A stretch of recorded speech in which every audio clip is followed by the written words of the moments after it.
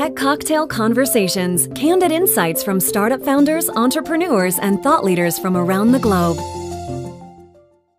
Hey, I'm Rohit Bhargava, and I have written a book called Likeonomics, and I lead global strategy at a big marketing consulting company called Ogilvy. Likeonomics is my attempt to describe the way the world already works. And really what it is a book about why we do business with people we like, and how likability is a prerequisite to trust. We just don't trust people that we don't like. The biggest thing I learned writing Likeonomics, I think, was about how much we have to learn from history if we just don't focus on the now. And I think that's such a big thing because there's a lot of us who look at the latest thing that launched on Mashable, and we read Tech Cocktail, and keeping up to date with today is really cool. But if you go backwards to the late 1800s and cartography of all things, which is one of the things that I did and I learned from, it's an amazing story of entrepreneurship and startup environment in 1888. And I think that we tend to forget how much we can learn from history and focus too much on what we can learn from the guy who just sold the company to Facebook. The entrepreneurship approach, I think, to launching something like a book is, first of all, you got to realize that you sort of have a perishable product. Because the book doesn't necessarily go out of date, but the clock does start ticking the moment the book comes out. And especially when you look at the way that momentum is reported, it's really like a Hollywood film. You might have a great film, but if you don't do really well the first week, nobody's going to find out about how great your film is because you didn't land it the first week. And so the big thing I learned is that it's not enough to have a great book. You have to have a great book and really focus on the timing of how you get that out to everybody, because otherwise people won't find out that it's such a great book. It's the art of the launch, and it's the art of timing, really. And so for me, one of the biggest things in thinking about the book and thinking about the book itself, the concept of it, was this idea that having something great isn't enough. Because if everybody who had something great succeeded, we'd have a perfect world. But we don't. Great products, great people, great ideas fail all the time. And the reason why they fail is because of a lack of the right connection to the right people.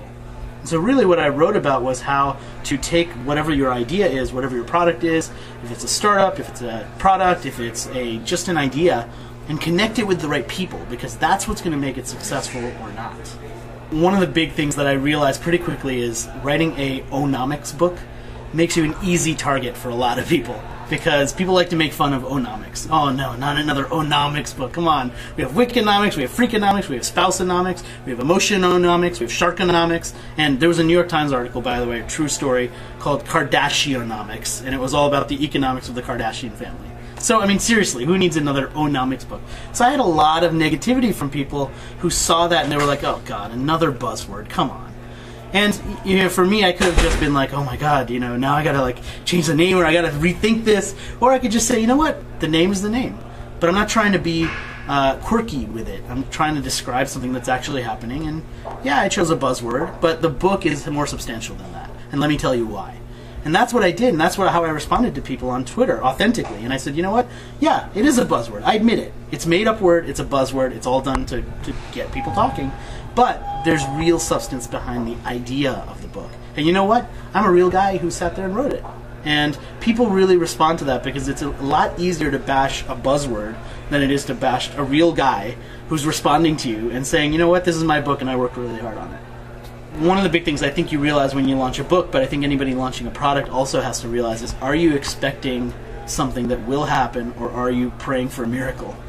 And praying for a miracle might work in a few cases, and we usually see AMC family documentaries about it, and that's cool.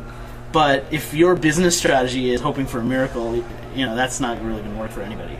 So for me as an author, when I was launching the book, one of the things I realized was just hoping that writing a great book is going to make it a bestseller is totally false.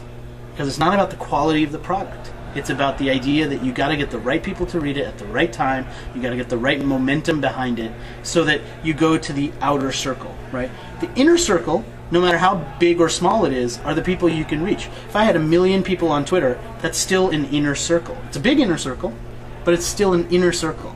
And the real challenge is for a book or a product, how do you get beyond the inner circle? How do you get beyond the people who actually know you or who know a friend of a friend to that next circle? And that's all about momentum. It's all about the third degree of connection. It's all about, when LinkedIn shows you this many people connected to this many people, it's the third thing. That third rung, that's when you reach everybody.